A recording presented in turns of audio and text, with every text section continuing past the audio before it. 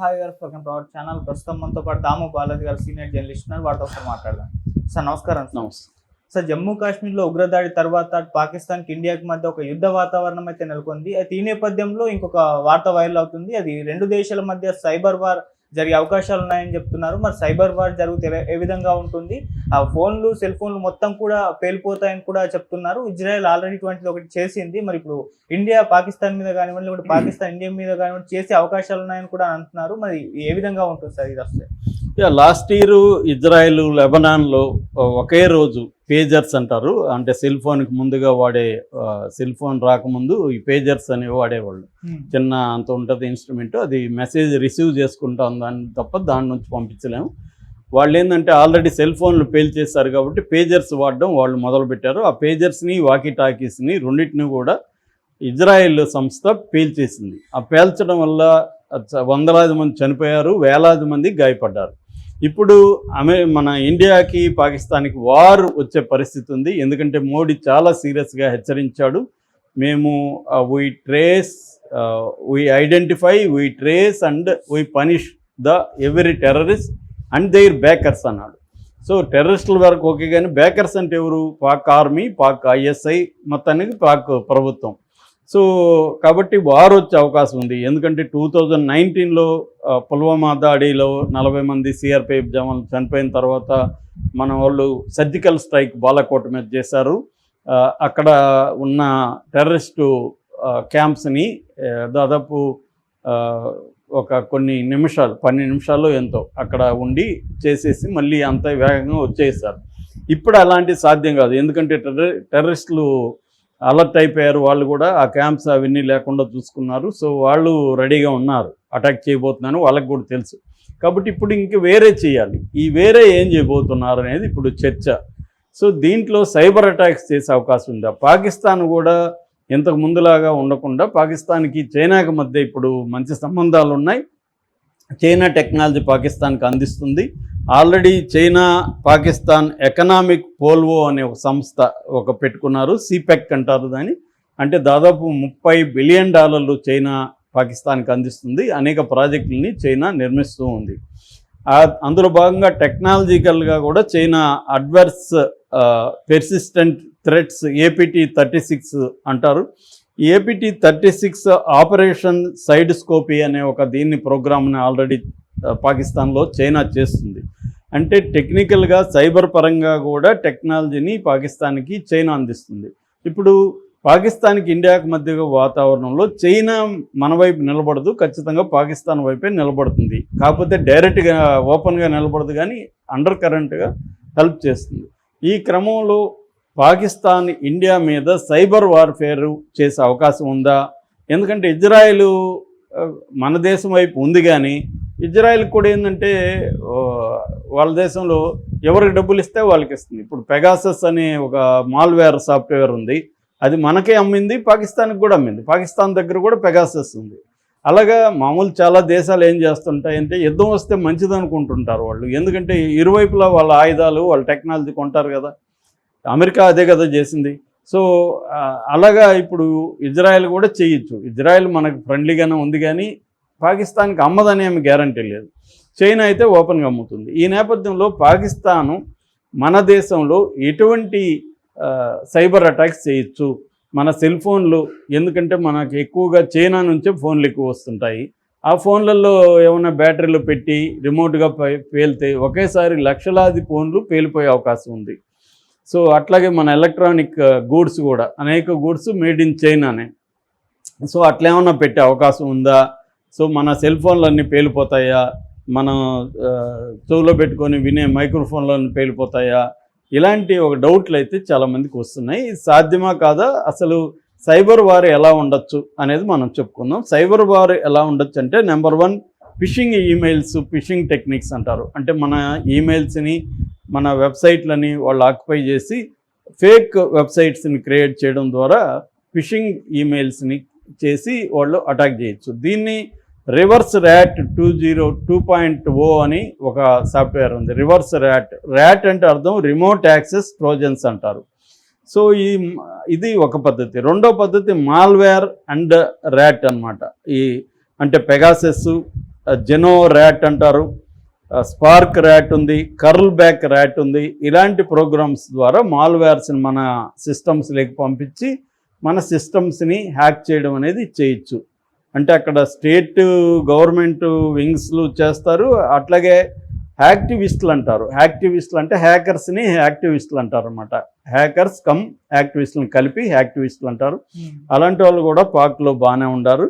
అట్లాగే ఇందాక చెప్పిన ఏపీటీ అడ్వర్స్ పెర్సిస్టెంట్ థ్రెట్స్ 36, దీన్ని ట్రాన్స్పరెంట్ ట్రైబ్ అని కూడా అంటారు. ఈ 3 రకాల వాళ్ళు మన మీద అటాక్ చేసే పరిస్థితి ఉంది. ఇప్పుడు మొదటిదేమో ఫిషింగ్ మెయిల్స్ వీడి ద్వారా, రెండోది మాల్వేర్ ద్వారా, మూడోది డిస్ట్రిబ్యూటెడ్ డెనియల్ ఆఫ్ సర్వీస్ అంటారు, DDoS అంటారు. ఇదేం చేస్తుందంటే మన సర్వర్లు ఉంటాయి. ఫర్ ఎగ్జాంపుల్ బ్యాంకింగ్, ఒక పెద్ద బ్యాంక్లో వాళ్ళ సర్వర్ ఉంటుంది. ఆ సర్వర్ని వీళ్ళు క్యాప్చర్ చేస్తారనమాట, అటాక్ చేస్తారు ఆ సర్వర్ని. ఆ సర్వర్ ఫంక్షనింగ్ని అటాక్ చేస్తారు. మొన్ననే బ్యాంక్ ఆఫ్ పాకిస్తాన్లో కూడా సర్వర్లన్నీ డౌన్ అయ్యాయి. దీని వెనక ఇండియా ఉందనేది కూడా పాకిస్తాన్ ఆరోపించింది. అంటే ఇవన్నీ ఇండియా కూడా చేయొచ్చు. పాకిస్తాన్లో ఇండియా కూడా చేస్తుంది. ఎందుకంటే పాకిస్తాన్తో పోలిస్తే ఇండియాకి టెక్నాలజీ బలంగా ఉంది. కాకపోతే పాకిస్తాన్కి చైనా హెల్ప్ ఉంది. ఇండియాకి కూడా US, ఇజ్రాయెల్ లాంటివి హెల్ప్ చేసే అవకాశం ఉంది. కానీ ఎవరు కూడా వీళ్ళు ఓపెన్గా చేయరు. అందరూ కూడా అండర్ కరెంట్గా ప్రాక్సీ లెవెల్లో చేయాలి తప్ప డైరెక్ట్ చేయరు. సో నాలుగవది ఏంటంటే వెబ్సైట్ డిఫేస్మెంట్ అండ్ ప్రాపగండా. మన వెబ్సైట్లని వాడు కంట్రోల్లోకి తీసుకొని వాళ్ళకి కావాల్సిన విధంగా ప్రాపగండా మార్చేయడం, ఇష్టం వచ్చినట్టు డేటా అది ఇది మార్చేసి కన్ఫ్యూజన్ క్రియేట్ చేయడం. సో మన మంత్రిత్వ శాఖలు చెప్పినట్టుగా చెప్పేయడం, దీనివల్ల ఇండియాలో కన్ఫ్యూజన్ అనేది క్రియేట్ అయిపోతుంది. ఇది 2018లో నేషనల్ ఏరోనాటిక్స్ డిఫెన్స్ ఇన్స్టిట్యూషన్లో పాకిస్తాను చేసింది. పాకిస్తాన్ రైల్వే వెబ్సైట్ని ఇండియా చేసిందని కూడా ఆరోపణలు ఉన్నాయన్నమాట. అట్లాగే exploitation of infrastructure vulnerabilities. Already మనకేందంటే డీటెయిల్ పబ్లిక్ ఇన్ఫ్రాస్ట్రక్చర్ అంటారు, డిపిఏ అనేది విపరీతంగా పెరిగిపోయింది. ఈ నోట్ల బ్యాన్ తర్వాత డిజిటైజేషన్ మనకు పెరిగిపోయింది. వాళ్ళ భిక్షగాళ్ళు కూడా UPI పేమెంట్లు స్కాన్ చేయండి సార్ అంటున్నాడు. సో ఆ పరిస్థితులకి ఇవాళ వచ్చేసినాం. మనం ప్రతి దగ్గర మనం స్కాన్లు చేస్తున్నాం. అంటే దీన్ని కానీ బ్రేక్ చేశారనుకో ఇది గందరగోళం అయిపోయే అవకాశం ఉంది. మన డబ్బులు వెళ్ళిపోయే అవకాశం ఉంది ప్రజల దగ్గర నుంచి. ఇవన్నీ కూడా గందరగోళం అయ్యే అవకాశం ఉంది. దీన్ని ఈ వీళ్ళు వల్నరబిలిటీస్ ఆల్రెడీ ఉన్నాయి. మనకేందంటే అంత పకడ్బందీగా లేదు. సో దీన్ని అటాక్ చేయాలంటే చేసేయచ్చు అనమాట. సో ఇలాగా చేస్తే ఏ సెక్టర్స్కి ఇబ్బంది ఇండియాలో అంటే డిఫెన్స్ సెక్టర్ ఫస్ట్. ఎందుకంటే డిఫెన్స్ ఆర్మీ కావచ్చు, మన అంటే సైన్యం కావచ్చు, నేవీ కావచ్చు, ఎయిర్ ఫోర్స్, ఇవన్నీ కూడా ఇవాళ GPS కావచ్చు, ఇంటర్నెట్ దీంట్లోనే ఆపరేట్ అవుతాయి. దీన్ని కానీ బ్రేక్ చేస్తే, GPSని బ్రేక్ చేస్తే అనేక ఫ్లైట్లు గందరగోళం అవుతాయి, రైల్వేలు గందరగోళం అవుతాయి. ఇవన్నీ కూడా GPS మీద, తర్వాత ఇంటర్నెట్ కనెక్షన్ మీద ఆధారపడింది. దీన్ని కానీ బ్రేక్ చేస్తే ట్రాన్స్పోర్ట్ అనేది రైల్వేలు కావచ్చు, విమానాలు కావచ్చు, ఇవి సివిల్ వ్యవహారం అయితే మిలిటరీ పరంగా కూడా మన డిఫెన్స్ అండ్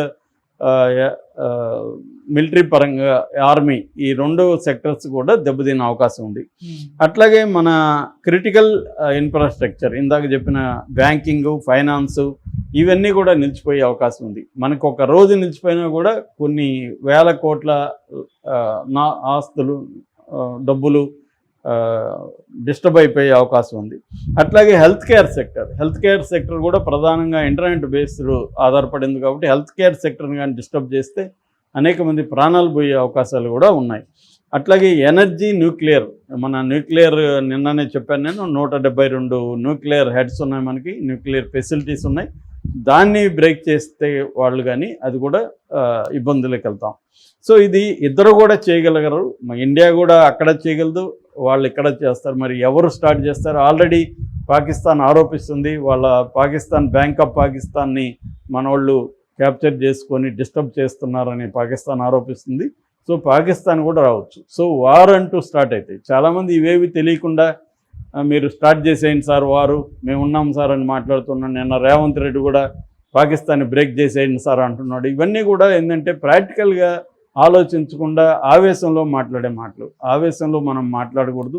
ఖచ్చితంగా పాకిస్తాన్కి మనం ఎదుర్కోవాలి. కానీ ఏ పద్ధతులు ఎదుర్కోవాలి, దాని కాన్సిక్వెన్సెస్ ఏంటి, దానికి మనం రెడీగా ఉన్నామా లేదా, ఇవన్నీ చూసుకోకపోతే ఇవాళ వార్ఫేర్ అనేది వీళ్ళు అనుకున్నట్టు మనకు జనాభా ఎక్కువ ఉన్నాం కాబట్టి మనం జయించేయచ్చు అనుకునేది మూర్ఖత్వం. వార్ఫేర్ అనేది అలా జరగదు. ఇవాళ వార్ఫేర్ అనేది అనేక ఫ్రంట్లో జరుగుతుంది. అందులో సైబర్ అనేది చాలా ఇంపార్టెంటు. సో సైబర్ టెక్నాలజీ అనేది ఇంపార్టెంటు. అది పాకిస్తాన్ని మనం తక్కువ అంచనా వేయొద్దు. సో పాకిస్తాన్ కూడా మనకంటే పాకిస్తాన్ ఎక్కువ నష్టం పోవచ్చు, కానీ మనకు కూడా నష్టం అయితే జరుగుతుంది. ఇది అల్టిమేట్గా అణుబాంబు మీద న్యూక్లియర్ వెపన్స్ వాడడం కానీ జరిగితే మాత్రం రెండు దేశాలు కూడా చాలా సివియర్గా నష్టపోతాయి. అది అంత స్థాయి రాదని నేను అనుకుంటున్నాను, కానీ సైబర్ అటాక్ వచ్చే అవకాశం ఉంది. కాకపోతే మన సెల్ ఫోన్లు పేలిపోతాయి అనేది మనం భయపడాల్సిన అవసరం లేదని నేను అనుకుంటున్నాను. ఎందుకంటే చైనా అటువంటి పని చేయదు. చైనా అటువంటి పని చేస్తే దాని మార్కెట్, దాని వ్యవహారం కూడా ప్రపంచవ్యాప్తంగా అది ఐసోలేట్ అయిపోతుంది. ఆ స్థాయిలో అది వెళ్ళదు. వాళ్ళదంటే ఇజ్రాయేలు, లెబనాను, పాలస్తీనా ఈ గొడవ వేరు, మన గొడవలు వేరు. మనం ఎంతసేపు అన్నా చిన్న చిన్న నష్టాలు చేసుకునే దాని మీదే మనం ఉండాలి తప్ప, పాకిస్తాన్ అయినా ఇండియా అయినా ఆల్ అవుట్ వార్ అనేది ఇద్దరికి కూడా మంచిది అయితే కాదు. Okay sir, thank you so much.